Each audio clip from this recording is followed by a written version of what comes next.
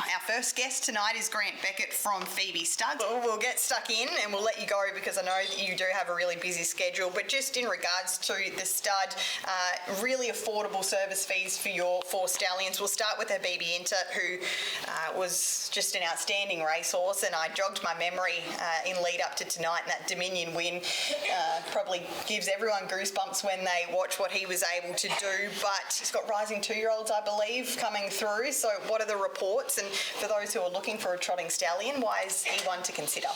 Yeah, well, going back to that Dominion, if you actually turn the sound off and look at that race, and if you're picking a horse out of that race that you want to breed to, well, there's only one to go to, in my opinion, on sheer looks and presence of the horse himself. That first year, he was well supported by, our good bread and butter grassroots trainers, trainer breeders, the Heenans, those sort of type of people, David McCormick, and we've got other ones out there, and Alan Clark, and those sort of places, and all positive reports. Athletic, long striding, great gaited horses, and some of you will remember last year we showed a foal video here of a 3-day-old foal prancing around the paddock here, and we said then if he doesn't make it, something's wrong.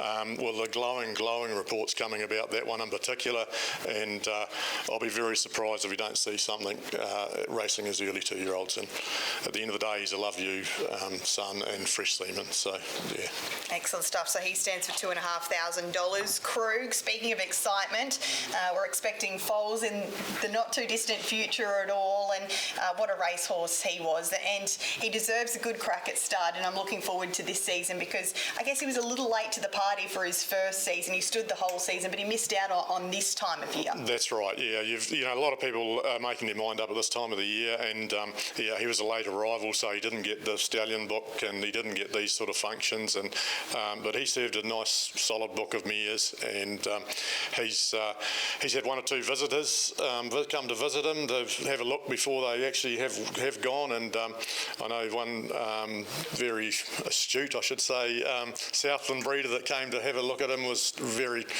taken by him and what he saw, and he sent 2 mares last year, and I know he's coming back. So yeah, again, we look forward to those foals, and again, it surprised me if he can't leave something. Yeah. Just on him as a horse, has he let down to your eye as any good stallion should?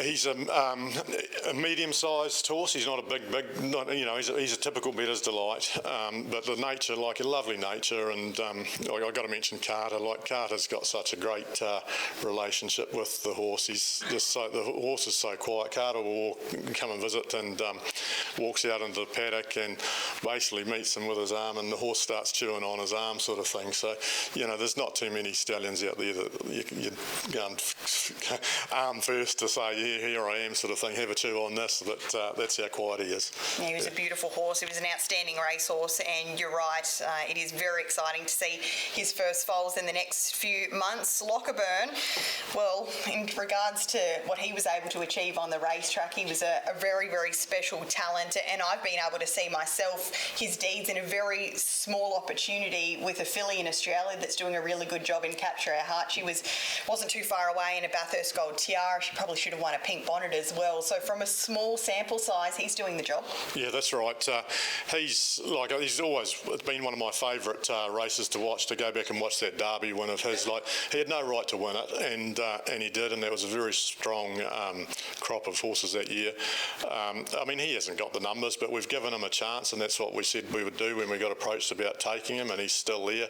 He's that filly, like, she ran 4th in a Group 1 at her 3rd start, so that shows you she's going to go on with it, and who knows, all of them leave one good one.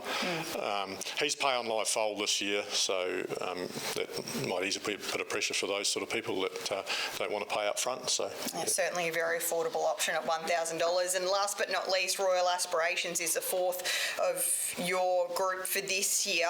He's now had 5 $100,000 earners. He's just done a mighty job, hasn't he? Yeah, he has.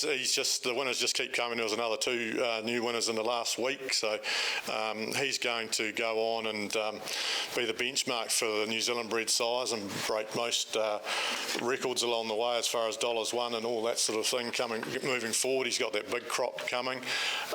With all due respect, up until now, he's done it on his own sheer ability because they don't tend to attract those top quality mares and they don't tend to find themselves in the top quality stables. But that big crop that he did, there was certainly an increase in quality of mare there, and they're turning 2 shortly, so yeah, he's going to make an impact there and have a long and stellar career.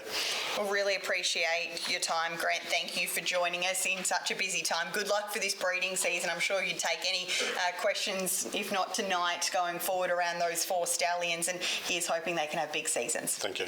Awesome. Grant Beckett there from Phoebe Stud with 4 stallions standing in the 25-26 season.